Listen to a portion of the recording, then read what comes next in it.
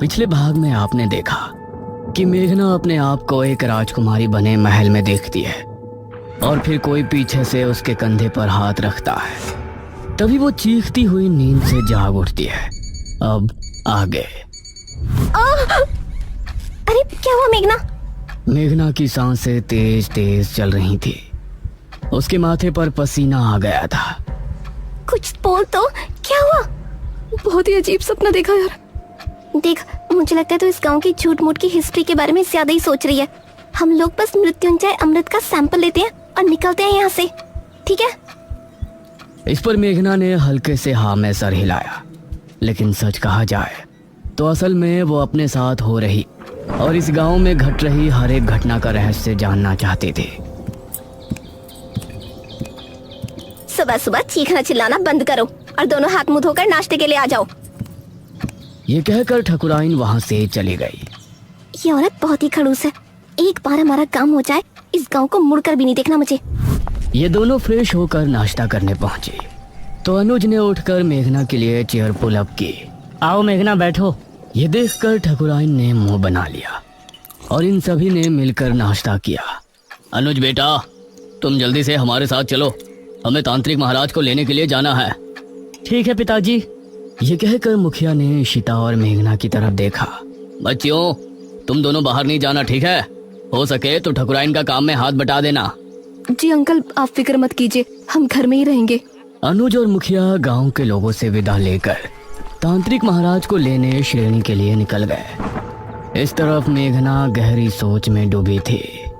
ये कहानी सिर्फ मृत्युंजय अमृत से शुरू हुई थी, लेकिन उसके बाद वो महल, अपने आप को राजकुमारी के रूप में देखना और ये निशिर मोलो, ऐसा लगता है इस गांव का हर एक रहस्य मुझसे जुड़ा है। क्या मुझे राजमहल में जाना चाहिए? करीब 6 घंटे के सफर के बाद मुखिया और अनुज तांत्रिक महाराज के आश्रम पहुंचे, जहां उनका एक शिष्य बैठा हुआ था। प्रणाम। जी प्रणाम। तांत्रिक महाराज कहाँ है? अभी कुछ देर पहले आते तो उनसे भेंट हो जाती। महाराज अभी कुछ क्षण पहले ही बेरमपुर गांव के लिए निकल गए थे। यह सुनकर मुखिया और अनुज हैरान रह गए। हमारे गांव? हम तो महाराज को लेने के लिए आए थे। हमारे आने से पहले ही वो कैसे निकल गए? उन्हें किसने सूचना दी कि हमें उनकी जरूरत है? बाबा का अपने हर एक शिष्य से गहरा संबंध है। उनको दूर बैठे ही उनके बारे में सब कुछ पता चल जाता है। धन्य हो तांत्रिक महाराज। इसका मतलब है कि उनको पहले ही आभास हो गया था कि छोटे तांत्रिक की मृत्यु हो गई है, इसीलिए वो हमारे गांव के लिए निकल गए। पिताजी, अब हमें भी चलना चाहिए। तांत्रिक महाराज तो हमसे पहले गांव पहुंच जाएंगे। हाँ बेटा, चलो। धन्यवाद। अनुज और मुखिया उसी समय वापस गांव आने के लिए निकल गए। इसी तरह दोनों का सफर में ही दिन गुजर गया। इस तरफ शाम होने पर गांव में डर का माहौल छा गया। सभी लोग चौक पर जमा हुए गांव के मुख्य द्वार की तरफ ही देख रहे थे। हे भगवान, मुखिया जी कहाँ रह गए? रात हो गई है, कहीं निशिर मोलो ना आ जाए। इसी तरह से 7 बजे का घंटा बजा और मौसम फिर से बदल गया। सभी ये देखकर डर गए। मेघना, इशिता और ठकुराइन भी सभी के साथ वहां खड़ी थी। तभी उन्होंने मुख्य द्वार से किसी के कदमों की आहट सुनी और धीरे धीरे आँख से साफ हुआ तो सामने से तांत्रिक महाराज आते हुए नजर आए। अरे, ये तो तांत्रिक महाराज हैं। उन्हें देखकर सभी लोग खुश हो गए। तांत्रिक महाराज की जय हो! तांत्रिक महाराज की जय हो! सभी ने तांत्रिक महाराज के आगे हाथ जोड़कर नमन किया। तांत्रिक महाराज, ये और मेरा बेटा अनुज कहाँ है? वही आपको लेने के लिए गए थे ना? ठकुराइन, हमारे शिष्य की मृत्यु की सूचना हमें रात ही मिल गई थी, इसलिए हम स्वयं ही यहाँ आने के लिए निकल गए थे। उनसे हमारी भेंट नहीं हुई। हे भगवान, तो ये कहाँ रह गए? अब हम आ गए हैं, आप लोगों को डरने की जरूरत नहीं है। मुखिया और अनुज भी वापस आ ही जाएंगे। महाराज, आप जो भी करना है आप ही को करना है। जब तक ये और अनुज नहीं आ जाते, आप हमारे घर चलकर आराम कर लें। ठकुराइन, हम तांत्रिक होकर बड़ी हवेली में नहीं रह सकते। आप लोग पुराने किले में हमारे ठहरने का प्रबंध कर दें। जैसा आप कहें महाराज। ये कहकर ठकुराइन ने गांव के लोगों से कहा, आप सभी मिलकर पुराने किले की अच्छी से सफाई कर दें और वहाँ रोशनी का भी अच्छा इंतजाम कर दें। ये सुनकर गांव के कुछ आदमी किले की तरफ निकल गए। बाबा वहीं चौक पर बैठे रहे। उन्होंने आंखें बंद की और ध्यान मग्न हो गए। शायद वो सोच रहे थे कि आखिर कैसे निशिर-मोलो से निपटा जाए, और मेघना के दिल में भी कई सवाल उठ रहे थे। तकरीबन 1 घंटे तक किले की सफाई का कार्य चला और तभी अनुज और मुखिया भी वहां पहुंच गए। शुक्र है आप आ गए जी। प्रणाम तांत्रिक महाराज। मुखिया की आवाज सुनकर तांत्रिक महाराज ने आंखें खोली। तभी गांव के आदमी भी वहां पहुंच गए। किले की सफाई हो चुकी है ठकुराइन, अब तांत्रिक महाराज वहां ठहर सकते हैं। आप सभी हमारे साथ किले में चलिए। निशिर-मोलो इतने सालों बाद कैसे वापस जाग उठे, ये जानने से पहले हम सभी को निशिर-मोलो की पूर्ण कहानी को दोहराने की जरूरत पड़ेगी। अब सभी लोग मिलकर किले में पहुंचे। तांत्रिक महाराज एक ऊंचे टीले पर बैठे थे। किले में हर तरफ कहीं दीपक और दीवारों पर मशालें लगी थी जो वहां रोशनी उत्पन्न कर रही थी। मेघना अब तांत्रिक महाराज को बड़े गौर से देख रही थी, क्योंकि निशिर-मोलो के बारे में जानने की उसकी उत्सुकता भी बढ़ रही थी। ये बात सन 1626 की है। उस समय हमारे नगर में महाराज विश्वजीत का शासन था। विश्वजीत की रानी का देहांत हो गया था और उनकी एक राजकुमारी थी, राजकुमारी मेघालय। महाराज, नगर में फैली महामारी अब और बढ़ चुकी है। अब इससे नहीं निपटा गया तो राज्य पूरी तरह से बर्बाद हो जाएगा। इस महामारी से निपटने का बंदोबस्त हम अवश्य करेंगे मंत्री जी। उसी समय एक आदमी वहां पहुंचा। महाराज की जय हो। जी, कौन है आप? महाराज, हम आपके पड़ोसी राज्य बल्लभगढ़ के राजा इंद्रसेन के दूत हैं। उन्होंने आपको शीघ्र ही मिलने बुलाया है। उनका कहना है कि आपके राज्य पर जो संकट आया है उससे निपटने में वो आपकी सहायता करना चाहते हैं। पिताश्री, हमें नहीं लगता कि वो हमारी इस महामारी से निपटने में कोई सहायता कर सकते हैं। हमें स्वयं ही कुछ करना पड़ेगा। समस्या गंभीर है राजकुमारी, हमें एक बार अवश्य ही उनसे मिलना चाहिए। हम आज रात ही उनके राज्य के लिए निकलते हैं। ठीक है पिताश्री, इस महामारी का जो भी हल निकले आप शीघ्र ही वापस आने की कोशिश करें, क्योंकि अगर आप इस बीमारी का इलाज नहीं ढूंढ पाए तो हमें ही कुछ करना होगा। अवश्य राजकुमारी। महाराज अपने रथ में बैठ बल्लभगढ़ के लिए निकल गए। रथ में उनके साथ सेनापति थे और 2 घोड़सवार सिपाही पीछे आ रहे थे। उनका रथ इस समय जंगल के रास्ते से गुजर रही थी। तभी अरे, ये क्या हुआ? रथ अचानक से रुककर टेढ़ा हो गया था। सेनापति जी, बाहर निकलिए। महाराज और सेनापति बाहर निकले तो देखा रथ का पहिया गड्ढे में फंसा है और चटक भी गया है। अरे, ये क्या हुआ? अब जंगल में इस रथ का पहिया कौन ठीक करने आएगा? क्षमा करें महाराज, हम अभी इसे ठीक कर देंगे। आपको थोड़ी प्रतीक्षा करनी पड़ेगी। तभी इन लोगों को पानी की आवाज सुनाई दी।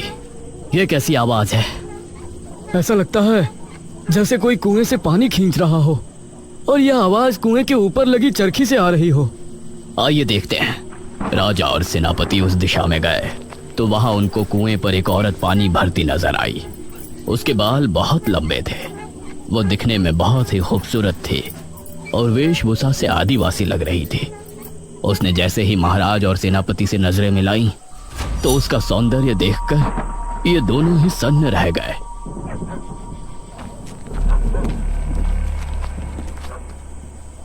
अरे, आप तो हमारे महाराज लग रहे हैं। प्रणाम महाराज। प्रणाम। क्या नाम है आपका? मेरा नाम दमयंती है महाराज। यहाँ पास ही मेरी कुटिया है। आप इस समय जंगल में?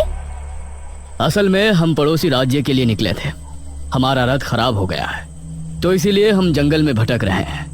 महाराज, तो आप हमारी कुटिया में चलिए। यहाँ भटकना ठीक नहीं है। जब तक रथ ठीक नहीं हो जाता आप वहाँ रुक सकते हैं। ये दोनों दमयंती के साथ उसकी कुटिया में चले गए और फिर दमयंती ने दोनों को पीने के लिए पानी दिया। कितनी सुंदर है ये। अगर ये हमारी पत्नी बन जाए तो जीवन धन्य हो जाए। कितनी सुंदर स्त्री है। अगर ये हमारी पहली महारानी बन जाती तो कितना अच्छा होता। लेकिन हम एक महाराज होकर इसके सामने अपना प्रस्ताव रखें और इसने ठुकरा दिया तो इससे हमारा बहुत अपमान होगा। दमयंती दोनों को देखकर मुस्कुराने लगी। क्या हुआ दमयंती जी, आप इस तरह से क्यों मुस्कुरा रही हैं? दमयंती ने दोनों की तरफ देखा और बोली, अगर हम कहें कि हम आप दोनों के मन की बात सुन सकते हैं तो आपको कैसा लगेगा? ये आप क्या कह रही हैं? भला कोई किसी के मन की बात कैसे सुन सकता है? मैं सुन सकती हूँ महाराज। अभी सेनापति जी ने हमें अपनी धर्मपत्नी और आपने हमें अपनी महारानी बनाने के बारे में सोचा है। ये सुनकर सेनापति और महाराज दोनों ही हैरान रह गए। आप लोग घबराएं नहीं, मैं भी आप दोनों में से किसी एक की होना चाहती हूँ। ये सुनकर महाराज और सेनापति दोनों के चेहरे पर मुस्कान छलक आई। तो ठीक है दमयंती, अपना निर्णय सुनाए। इससे पहले ही सेनापति बोला, महाराज, अगर आप दमयंती को चाहते हैं तो हम आपके विरुद्ध नहीं जा सकते। ये सुनकर महाराज को बहुत अच्छा लगा और दमयंती भी मुस्कुराई। किंतु हम एक महारानी का जीवन नहीं जीना चाहते। हम आपकी धर्मपत्नी बनकर सिर्फ अपना पत्नी धर्म निभाना चाहते हैं। अगर आपको हमारा प्रस्ताव स्वीकार है तो आपको अभी इसी क्षण हमसे विवाह करना होगा। महाराज ने उसी समय अग्नि के साथ फेरे लेकर दमयंती से विवाह कर लिया। सुबह होने तक रथ भी ठीक हो गया था। महाराज ने दमयंती को भी अपने साथ लिया और फिर उस राज्य पहुंचे। राजा इंद्रसेन को हमारा नमन है। आइए महाराज, बैठिए। महाराज और इंद्रसेन में बातें हो रही थी, लेकिन इंद्रसेन भी दमयंती पर मोहित हो गया था। आज रात इस विश्वजीत को रास्ते से हटाकर हम दमयंती को अपना लेंगे और फिर कल ही इसके राज्य पर हमला बोलकर उसे भी अपने अधीन कर लेंगे। दमयंती उसको बड़ी गौर से देख रही थी और उसके चेहरे पर गुस्सा दिखने लगा था। क्या हुआ दमयंती? महाराज, राजा इंद्रसेन आपकी कोई मदद नहीं करना चाहते। रात होने पर आपको रास्ते से हटाने की योजना बना रहे हैं और हमें हमेशा के लिए अपना बना लेंगे और आपके राज्य को भी हड़प लेंगे। यह सुनकर इंद्रसेन भी हैरान रह गया। महाराज को बहुत गुस्सा आया। उन्होंने उसी समय अपनी तलवार निकाली। इंद्रसेन को परास्त करने के बाद महाराज तुरंत अपने राज्य की ओर लौट गए।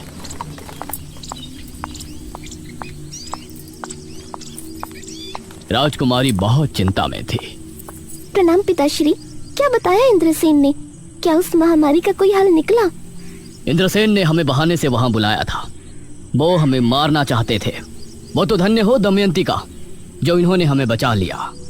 राजकुमारी को महाराज की बात जरा भी समझ में नहीं आई। उसने दमयंती को घूर कर देखा। पिताश्री, अब हम ही इस महामारी का कोई इलाज ढूंढने जाते हैं। आप राज्य कार्य संभालें। दमयंती राजकुमारी को बहुत ही रहस्यमय मुस्कान के साथ देख रही थी। राजकुमारी महल से निकली और इस तरह राजा दमयंती के साथ महल में समय बिताने लगे और धीरे धीरे राज्य के कामों से दूर होते गए। करीब 1 वर्ष और माह के बाद राजकुमारी वापस लौटी। पिताश्री, हमने उस बीमारी से लड़ने का इलाज ढूंढ निकाला है। बहुत अच्छे राजकुमारी, बताइए ये कैसे संभव है? पिताश्री, हमने एक महासिद्धि करके ये बीज हासिल किया है। इसी के जरिए हमें उस महामारी के साथ हर बीमारी से छुटकारा मिल जाएगा। क्या? इस बीज के जरिए? जी पिताश्री, वो कैसे होगा ये आपको अगले 7 दिनों के भीतर पता चल जाएगा। राजकुमारी ने उस बीज को अपने हाथों से जंगल में जाकर बो दिया और रोजाना अपने हाथों से उसे पानी देने जाती। महाराज को राज्य की कोई चिंता नहीं थी। वो हर समय बस दमयंती के पास ही बैठे रहते थे।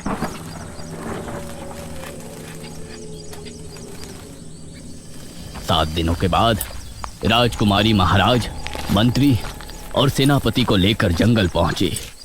उन्होंने पाया कि पेड़ बहुत ही हरा भरा हो गया है और उससे हरे रंग का पदार्थ टपक रहा है। ये क्या चमत्कार है राजकुमारी? पिताश्री, ये मृत्युंजय अमृत है। इसकी 3 बूंद पीने से बड़े से बड़ा रोग दूर हो जाता है। हम इसके जरिए राज्य में फैली महामारी का खात्मा कर सकते हैं। वाह राजकुमारी, बहुत अच्छे। उसके बाद राजकुमारी ने अपने राज्य के सभी बीमार लोगों को वो मृत्युंजय अमृत देना शुरू किया और अगले 2 माह में वो महामारी राज्य से पूरी तरह से खत्म हो गई। राजकुमारी इससे खुश भी थी, लेकिन महाराज के दमयंती के करीब जाने और हर दम चिपके रहने से चिंता में भी थी। तभी एक दिन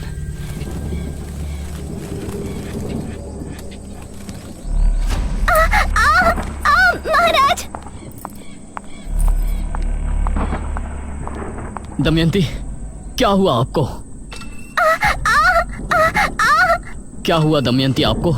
कुछ तो बताइए। देखते ही देखते उसके चेहरे की रंगत बदल गई और वो एक बूढ़ी नजर आने लगी।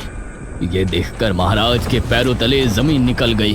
दमयंती, ये क्या हो गया आपको? महाराज, असल में मैं कोई आम स्त्री नहीं हूँ, मैं एक डायनी हूँ। क्या? एक डायनी? हाँ महाराज, एक डायन जवान मर्दों को मारकर अपनी उम्र बढ़ाती है, लेकिन मैंने वो करना उचित नहीं समझा। इसलिए आज जब मेरी आयु 100 वर्ष हो गई है तो मैं बूढ़ी हो गई हूँ। अब अगली एकादशी की रात मेरी मृत्यु हो जाएगी। नहीं दमयंती, हम आपको ऐसे मरने नहीं दे सकते। हमें आपके डायनी होने से कोई ऐतराज नहीं। आपको बचाने का कोई तो तरीका होगा। एक तरीका है महाराज, लेकिन बहुत ही मुश्किल कार्य है। हमें बताइए, हम आपको बचाने के लिए कुछ भी करेंगे। अगली एकादशी की रात तक 11 मुर्दों के खून से अगर हम स्नान कर लेते हैं तो हमारी जान बच जाएगी और हमारा सौंदर्य भी वापस लौट आएगा। महाराज ने अब दमयंती को बचाने का प्रयास शुरू किया। राज्य में जब भी किसी की मौत होती तो उनके घरों से उनकी लाश को उठवा लिया जाता था और इसी तरह 10 लाशों के खून से दमयंती को नहला दिया गया था। इससे परेशान होकर मंत्री ने राजकुमारी को सब बताया। राजकुमारी, राज्य में हाहाकार मचा हुआ है। महाराज दमयंती को जवान बनाने के लिए मृत लोगों के शव का अंतिम संस्कार नहीं होने दे रहे हैं। उनके शव को बुरी तरह से काटा जाता है और उनके खून से दमयंती स्नान करती है। इससे प्रजा बहुत क्रोध में है। क्रोध की बात तो है ही मंत्री जी। मृत्यु के बाद जल्दी अंतिम संस्कार न किया जाए तो ये मृतक और उसके परिजनों के साथ नाइंसाफी होती है। वो कभी भी मोक्ष के द्वार से होकर नहीं गुजर सकते। हम पिताश्री से इस विषय में बात करेंगे।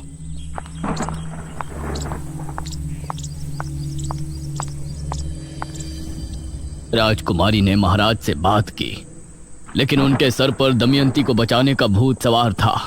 जो लोग पहले ही मर चुके हैं उनके शव को किसी के जीवन के लिए इस्तेमाल करना गलत नहीं है राजकुमारी। गलत तब होता जब हम जिंदा लोगों की बलि देते। आप हमें रोकने की कोशिश ना करें। राजकुमारी महाराज के व्यवहार से बहुत चिंता में थी। वहीं गांव के लोग भी अब इससे छुटकारा चाहते थे। अरे बहुत हो गया, अब हम गांव के लोग महाराज का ये अत्याचार नहीं सहेंगे। हाँ, हमारे मृतकों को हक है कि उनका अंतिम संस्कार किया जाए। लेकिन हम लोग महाराज से कैसे लड़ेंगे? कैसे रोकेंगे उनके सिपाहियों को? एक उपाय है। जब भी गांव में किसी की मृत्यु होगी तो हम कोई भी शोक समारोह नहीं करेंगे। इससे महाराज के सिपाहियों को किसी भी मौत की खबर नहीं होगी। आधी रात के समय हम में से 4 लोग उस शव को ले जाकर चुपचाप शमशान में उनका अंतिम संस्कार कर दिया करेंगे। सिर्फ 4 लोग, बाकी सभी अपने अपने घरों में शांतिपूर्ण होंगे। गांव के लोगों को यह सुझाव अच्छा लगा। उन्होंने गांव के 4 आदमियों को नियुक्त किया। उस समय अर्थी को कंधा देने वाले लोगों को मोला कहा जाता था।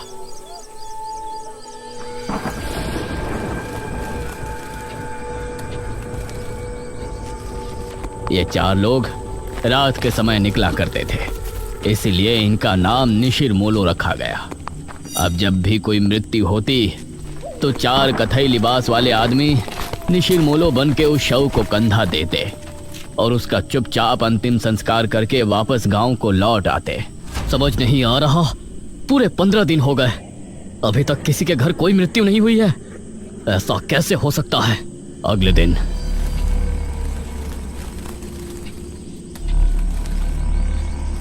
महाराज के गुप्तचरों के द्वारा महाराज को ये बात आखिर पता चल ही गई और उनका क्रोध 7वें आसमान पर आ गया। वो जो भी 4 लोग हैं, हम उनको मार कर ही दम लेंगे। उन्होंने हमसे चालाकी की, इसका हर्जाना उन्हें भुगतना ही पड़ेगा। महाराज ने अब अपने गुप्त सिपाहियों को तैनात कर दिया था, जो छिपकर रातों को जागकर गांव पर नजर रख रहे थे। एक रात निशिर मोलो एक अर्थी लेकर निकले। यह शनिवार की रात थी, तो उन गुप्त सिपाहियों ने निशिर मोलो को रोक लिया। अब तुम लोगों को कोई नहीं बचा सकता, कोई नहीं। बहुत दे दिया हमारे महाराज को धोखा। उन सिपाहियों ने इन 4 आदमियों को मार गिराया और फिर शव लेकर महाराज के पास पहुंचे।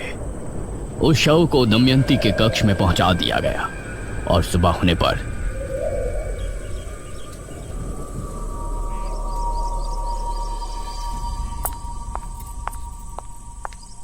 दमयंती कक्ष से बाहर निकली अपने उसी खूबसूरत जवान अवतार में।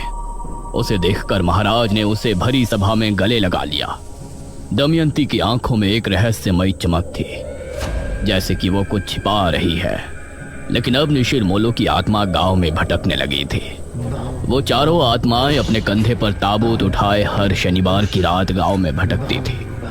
उस समय उन आत्माओं को जो भी दिखाई देता वो समझती कि ये राजा के सिपाही है जो उनको रोकना चाहते हैं, इसीलिए वो उसको अपने साथ ले जाती। इतना कहकर तांत्रिक महाराज चुप हो गए। सभी गांव के लोग ये कहानी सुनकर हैरान थे और मेघना को तो जैसे अब अपने सपनों से जुड़ी कुछ बातें समझ में आने लगी थी। हे भगवान, मतलब जो निशिर मोलो आज हमारी जान के दुश्मन है वो कभी हमारी रक्षा किया करते थे? हाँ, उनकी इसमें कोई गलती नहीं है। उनकी अकाल मृत्यु की वजह से वो ऐसा करते हैं। उनको नहीं पता कि उनकी मृत्यु हो चुकी है। वो तो अभी भी अपने काम को अंजाम देने की कोशिश कर रहे हैं। बाबा, आगे की कथा में क्या हुआ? वो राजकुमारी, महाराज और दमयंती? आगे क्या हुआ और निशिर मोलो को कैसे रोका गया और अब वो अचानक क्यों 400 साल बाद वापस आ गए हैं, ये कहानी जानने के लिए हमें बेरमपुर पुराण को पढ़ने की आवश्यकता है, जो कि 400 साल पहले की राजमहल के किसी गुप्त कक्ष में रखवाया गया था। बेरमपुर पुराण? अब इसका पता हमें कैसे चलेगा बाबा? वो बेरमपुर पुराण राजमहल में कहाँ है, ये जानने के लिए मुझे एक अनुष्ठान करना पड़ेगा, जो कि मैं इसी किले में बैठकर करूंगा। ध्यान रहे, उस समय सभी अपने अपने घरों में होंगे। कहीं ऐसा ना हो कि इस बार भी निशिर मोलो ये अनुष्ठान रोकने के इरादे से गांव में आए। निशिर मोलो कौन है ये तो हमने जान लिया है, लेकिन इन सब का मेघना से क्या संबंध है? निशिर मोलो उसके आने से कैसे जाग उठे? राजा के साथ क्या हुआ और दमयंती असल में क्या है? इन सभी सवालों के जवाब जानने के लिए हमारे साथ बने रहिए निशिर मोलो के अगले पार्ट में।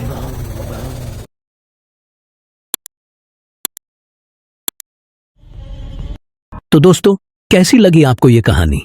अपना फीडबैक हमें कमेंट बॉक्स में जरूर लिखकर बताएं। और अगर आपने अब तक हमारे चैनल को सब्सक्राइब नहीं किया है तो जल्दी से कीजिए, क्योंकि आगे क्या होने वाला है वो सबसे पहले आप तक पहुंचता रहेगा नोटिफिकेशन के जरिए। और हां, बेल आइकन को दबाना मत भूलना, ताकि आप एक भी सस्पेंस या हॉरर अपडेट मिस ना कर